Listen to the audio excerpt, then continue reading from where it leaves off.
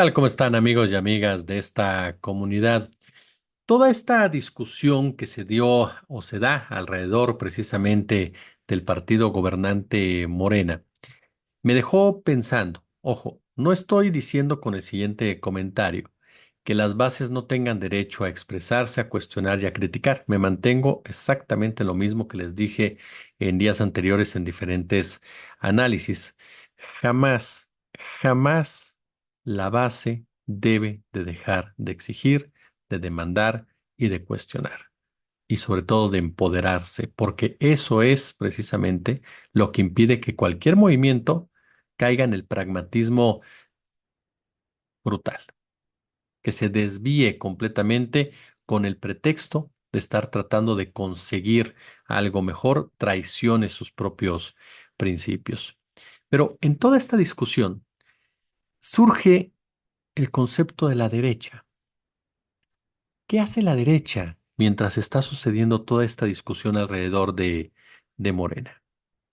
Unos podríamos pensar o podrían pensar que la derecha tiene sus propios problemas con el PAN y el PRI, sumergidos, sumidos, ahogados en sus disputas por los cargos. Sin embargo, eso es una visión, con todo el respeto para quien así lo vea, muy limitada de lo que realmente representa la derecha en México. No es un ente abstracto como se podría pensar. Es un grupo perfectamente identificado en donde están presentes, los conforman los hombres y mujeres del dinero. Aquellos personajes que durante muchísimos, pero muchísimos años hicieron de la política parte precisamente de su servicio, que conforme fueron avanzando los gobiernos neoliberales, particularmente el de Salinas, el de Cedillo, para el de Vicente Fox Quesada, ya eran realmente los dueños de este país y las grandes decisiones no se tomaban en Los Pinos, sino en las oficinas de estos potentados, quienes a través de los diversos medios de comunicación lograban insertar la narrativa adecuada. ¿Para qué? Para normalizar cada uno de sus despojos y y de sus acciones. En este momento la derecha no juega a través de los partidos políticos y realmente tampoco le interesa mucho a esta derecha. Esta derecha quiere la erosión precisamente del Estado como lo venía haciendo. ¿Para qué? Para poderlo fragmentar a su antojo, para poderlo debilitar y entonces imponer cada una de de sus ideas, conceptos y por supuesto privilegios e intereses. Para la derecha no es necesario el PAN y el PRI de manera protagónica. Sabe que cuenta con sus votos suficientes, tanto en la Cámara de Diputados como en la Cámara de Senadores. Lo que la derecha buscará definitivamente es corromper a los que están del otro lado, seducir a los integrantes del Partido Verde Ecologista, de Morena, del del Trabajo, a un cierto número específico para que no voten o para que traicionen, en muchos sentidos, el voto que les fue mandatado por por la ciudadanía. Tristemente, el poder de la derecha es muy seductor para personas que no tienen principios, para personas que están acostumbradas, por supuesto, a la buena vida, para personas que la conciencia social o la conciencia de clase ni siquiera tienen idea de cómo se come, para personas que a través de todo su periplo profesional siempre será más importante, pero mucho más importante, utilizar la política para hacer negocios que para cambiar realmente al país.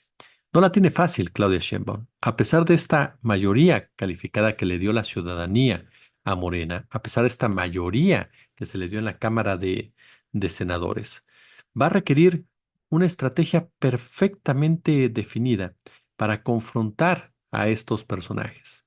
El ejemplo, lo hemos dicho ya en muchas ocasiones, está en la reforma judicial. La reforma judicial, ¿por qué es tan importante la reforma judicial para el presidente Andrés Manuel López Obrador? ¿Por qué insiste Andrés Manuel López Obrador en que la reforma judicial debe de aprobarse antes de que él se vaya? Las voces oficialistas le dirán, es una cuestión de venganza.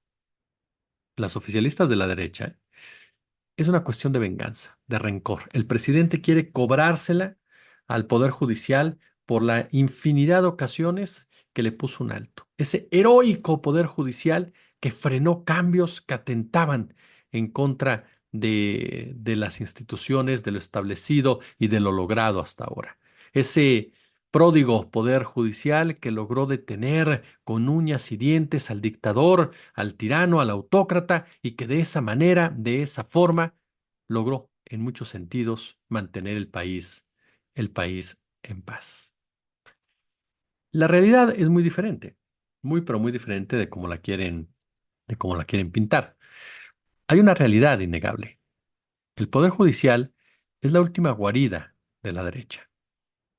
El Poder Judicial es donde se anidan los intereses reales del poder económico. Es su última carta, digámoslo así, para tener una influencia directa en los tres poderes de la Unión. Y para el Poder Judicial es esencial no perder esa influencia, no democratizar al Poder Judicial, porque entonces de una u otra manera se acabaría una influencia directa que puede darse en muchos sentidos, puede darse, pero que en un principio se pensaría que con la participación de la gente, los personajes que llegaran a ocupar ciertos lugares tendrían la independencia de decisión, como pasa en este momento en muchos sentidos con la doctora Claudia Sheinbaum. Por supuesto que en la discusión de esta reforma judicial se tienen que poner límites a las televisoras, porque las televisoras juegan un papel determinante en la construcción y en la estructura narrativa y tienen demasiados intereses involucrados, no solamente por el tema particular de sus concesiones, sino por otros negocios en donde están involucrados sus accionistas y están muy atentos de lo que pasa en el Poder Judicial. Y de una u otra manera podrían intervenir financiando campañas de jueces que llegaran a ocupar ciertos cargos y que por obvias razones se convirtieran en sus alfiles, echando para atrás, ¿no?, el principio básico de esta reforma, que es democratizarla como tal. Entonces, esto es un punto fundamental. Detener el avance de las televisoras en cualquier posibilidad de financiamiento hacia alguno de los personajes que tarde o temprano llegarán a la Suprema Corte de Justicia o a ocupar alguno de los puestos en el Poder Judicial de la Federación o a nivel, por supuesto, estatal. Y parto de las televisoras porque la derecha se mueve con base a un discurso. Ya vimos a los mercados tratando de presionar, ¿no?, con este vaivén, y la respuesta del presidente López Obrador a la altura, diciéndole primero está la justicia y después están los mercados. Por eso con López Obrador no podían, porque ese tipo de presiones no les dejaba o no le hacían mella, por lo menos públicamente, y operaba de manera subterránea para poder tranquilizar las aguas sin que éstas llegaran realmente a desbordarse. Algo similar ha tratado de hacer la doctora Claudia Sheinbaum, pero es uno de los mensajes que lanza la derecha de que no requiere realmente al PAN y al PRI para poder posicionarse como un ente o un contrapeso de un gobierno que tiene un respaldo ciudadano. Pero además, por supuesto, la derecha o la ultraderecha crean conceptos alrededor, lanzan campañas para desviar la atención de los temas torales en un momento dado. Norma Piña, por ejemplo. Mucho se ha hablado de Norma Piña como un factor disruptivo en la discusión, que tendría que irse de la misma. A mí me parece que no. Norma Piña tendría que haberse ido antes, cuando permitió que Alito Moreno se sentara con los árbitros electorales. En este momento, si se cae Norma Piña o no, a mí en lo personal no me interesa si lo estamos ligando a la reforma judicial. La reforma judicial tiene que salir con Norma Piña o sin Norma Piña, como se los dijimos en la mañana que hicimos la referencia al taco del pastor, ¿no? Al taco de pastor. Oh, pero es parte de las distracciones de repente que te da la derecha. Empezar a filtrar información, empezar a manejar notas, empezar a cooptar a personajes que lanzan este tipo de propuestas sumamente llamativas, pero que tienen todo el tufo de una concertación. Además, por supuesto, lanzar bulos, lanzar discusiones estériles que pueden ayudar precisamente a que se aprueben ciertas cosas sin que tú lo notes desde un principio. Insisto, esto no quiere decir, y aclaro para que no haya dudas, que la base, en el caso del tema de Morena, no exija. Yo estoy hablando de lo que la derecha como tal busca propiciar o busca generar precisamente para ir ganando lugares e ir evitando puntos esenciales que a ellos les corresponden. Porque la derecha, efectivamente, se ha nutrido durante muchísimos años de tapar las verdaderas demandas y engañar a la mayoría con noticias por todos lados. Ha perdido una parte esencial que es la selección nacional, que ya no sirve como distractor o ya no es tan eficiente como distractor como sucedía en otros años. Y en el caso concreto de nuestro país, hay enormes diferencias, pero enormes diferencias en torno a si la derecha puede germinar en un momento dado o lograr asideros ideológicos como tal en México. Porque cuando se le compara con Brasil, cuando se le compara con Estados Unidos, cuando se le compara, por supuesto, con España, se dejan de lado cuestiones mucho más profundas que nos ayudan a entender por qué la mayoría del mexicano y mexicana repelen a este tipo de ideologías. Por ejemplo, en Brasil jamás hubo una revolución social que impulsara realmente una reforma agraria, nunca hubo una crítica, un rechazo a los conquistadores portugueses como tal, tampoco hubo una construcción de una identidad nacional en torno a lo indígena, ¿no? En el caso, por ejemplo, de los Estados Unidos, por su propia historia, también se formaron las condiciones ideológicas propicias para el posicionamiento de los discursos de extrema derecha, donde se exalta el carácter blanco del país, su supremacismo racial, el nacionalismo extremo. Incluso en Estados Unidos hay banderas nacionales por doquier, ¿no? No solamente el tema de Make America Great Again, que tiene un peso simbólico importante por el caso concreto de Donald Trump, sino en realidad hay otro tipo de conceptos en donde la derecha ha sabido darle la vuelta a lo que ella misma provocó. Es decir, en donde la propia derecha ha logrado explotar el hartazgo de la gente por el propio neoliberalismo. Se convierte en una especie de neofascistas, ¿no? Representados, por ejemplo, por Donald Trump, como representados por Barack Obama, por el propio Joe Biden, ¿no? Y que de una u otra manera logran convencer a sectores importantes de su población, cada día menos, por cierto, pero de que ellos están actuando de manera adecuada.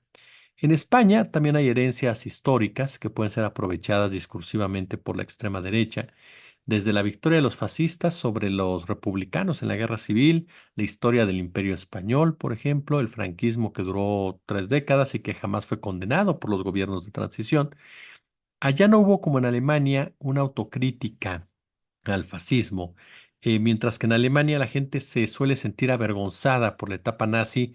En España el franquismo sigue siendo parte de la conciencia de grandes sectores sociales. Y en este contexto histórico e internacional, pienso que en México, desde la Revolución de 1910 y los gobiernos nacionalistas que siguieron, particularmente el cardenismo, en contraste con otros países, se creó una especie de blindaje ideológico que le pone límites a los discursos de la extrema derecha o de la derecha. Por nuestra historia, acá no se puede defender abiertamente un dictador como Porfirio Díaz, no se ve como héroe a Hernán Cortés, ¿no? Ni mucho menos como sucede en Brasil, a pesar de los esfuerzos de muchos pseudohistoriadores y personajes de la derecha, precisamente que buscan lavarle la cara a este personaje. Aquí hay un discurso abierto de crítica hacia la brutalidad en contra de los indígenas y más allá de un descubrimiento, se habla de una invasión como tal. Tampoco hay condiciones para reivindicar un discurso supremacista racial. ¿Por qué? Porque los Wexicans son un grupúsculo minoritario en medio de un gran mar que existe en nuestro país en cuestiones raciales. Y los intentos por racializar lo mestizo, ¿no? En alguna ocasión lo hizo José Vasconcelos con la famosa raza cósmica, se ven más como mera poesía, ¿no? A final de cuentas, incluso el mestizo no se percibe como una raza en realidad en el interior del país, ni mucho menos, ¿no? Es más, muchos mexicanos se sienten identificados en un momento dado porque fueron víctimas precisamente del desprecio racial de la sociedad blanca y anglosajona, que representa a una minoría. Hay una declaración de Negri y de Hart que señalaban que hay un tipo de nacionalismo subalterno en donde la colonización, las invasiones extranjeras, el saqueo, forjaron una idea de liberación nacional, en donde esta liberación nacional pasa sobre todo por minar las relaciones internas de dominación, donde las élites suelen ser vistas como entreguistas. En México, el nacionalismo, por ejemplo, de Cárdenas y ahora de López Obrador, no apela a exaltar a un pasado imperial, ¿no? Como en España, o a un imperialismo como el yanqui, ¿no? En México, el nacionalismo suele ser subalterno, a tal modo que incluso los propios neozapatistas reivindican la bandera mexicana en sus manifestaciones sociales y gritan el famoso Viva, Viva México. Ellos buscan, por supuesto, no respeto a sus derechos, pero no buscan el independentismo como Cataluña, en Cataluña, por ejemplo. Eh, alguna vez, incluso hablando rápidamente este punto de España, Íñigo Errejón dijo que el franquismo les había robado los significantes vacíos para construir la unidad nacional, ¿no? Y por lo tanto, en nuestro país, la extrema derecha puede intentar reivindicar a los cristeros, sin duda, es un símbolo regional, sobre todo en Jalisco, en Michoacán, ¿no? Pero no tuvo un alcance nacional. En cambio, Zapata y Villa sí son personajes que generan una empatía hacia lo nacionalista. Em, Además, aquí hubo un punto muy importante con la figura de Benito Juárez en la lucha con la separación iglesia-estado. Y es aquí en donde nos encontramos entonces, con un obispo, ¿no? Con integrantes de la Iglesia Católica en Michoacán, que afirman que hubo una elección de Estado y que viene el comunismo. La Iglesia que ha jugado un factor determinante para mantener los privilegios de las élites de la derecha, empieza a hablar en sus iglesias de una mayoría desbordante y de un gobierno que tiene demasiado poder y que va a atentar precisamente con las posesiones y las propiedades de las personas, sobre todo de los más pobres. Nos topamos con personajes como Chumel Torres, como Sergio Sarmiento, y que cuando surge la nota de Latinus, no importa mencionar el lavado de dinero de una empresa que se conformó de manera completamente antiética y asentada en un estado que propicia los paraísos fiscales, sino hay que hablar de que en los documentos que vienen en la presentación se filtraron los nombres de Loret y compañía. La intención obviamente es desviar completamente la discusión de lo profundo, de las corruptelas que ejerce la derecha y sobre todo de los instrumentos que utiliza precisamente para evitar la aplicación del plan C. Hoy, a pesar de que el PAN y el PRI están completamente por los suelos, hoy, a pesar de que la derecha como tal no cuenta con un apoyo volcado por el imperialismo norteamericano, porque Biden tiene sus propios problemas, hoy que la derecha no cuenta tampoco con los insatisfactores económicos que ella misma provocó durante muchísimos años, la derecha intenta jugar de la peor manera, crear una narrativa precisamente, desviar la atención de los puntos importantes y tratar de socavar poco a poco las diversas estructuras para poder en un momento dado tener cierta resistencia que impida que haya cambios sustanciales. Siempre hay que estar muy atentos al discurso de la derecha. ¿Para qué? Para no dejarla pasar. Si les gustó el video, póngale pulgar arriba, déjenos sus comentarios, déjenos sus puntos de vista. Y les reitero, esto, y aclaro porque habrá gente que lo confunda, no, aquí estamos hablando de cómo se comporta la derecha en ciertas circunstancias que me parece que no se puede dejar de lado en la discusión. Ya en los otros tópicos hemos expresado nuestra opinión y nos mantenemos como tal. Suscríbanse. Denle, por supuesto, a las notificaciones de YouTube, a las notificaciones del canal. Si son ustedes tan amables, déjenme su comentario, échenos super chat, super gracias, únanse al canal, que son nuestras formas de monetización. Y ya lo saben, nos esperamos el día de mañana a las 11 de la mañana con nuestro en vivo, en donde iniciamos saludos, comentarios, saludos de despedida. Ya posteriormente en las noches con este formato en el cual interactuamos con ustedes en nuestro chat y el comentario va directo. Tenemos a las 5:30 de la tarde encuentro con diferentes personalidades, una entrevista, a las 4 el noticiero y por supuesto vamos subiendo diversos contenidos para que ustedes estén al tanto de lo más importante. Yo como siempre les agradezco por su atención y como siempre un gusto, como siempre un placer.